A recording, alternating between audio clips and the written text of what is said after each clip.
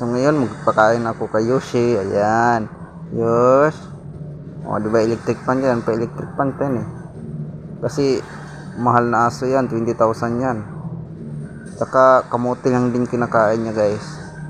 Bawal siya sa iba kasi mamamatay siya. Pag sobra naman sa kain siya, sinusuka niya.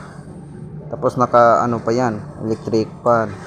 Kung maka-aircon dito, may aircon din yan. Kaso may bata na eh. Kaya kinulong siya, may mga bata dito guys.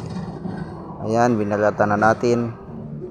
Actually, nag-video ako guys kasi hindi na ako naka-upload eh. Ayun. Dapat pinipino mo yan. Tapos, saka guys, mag-ano siya ng tubig. Nilagyan namin ng asin yan. May asin din siya na ganyan.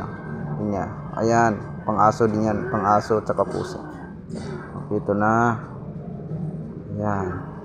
Saka ito lang guys. Goodbye.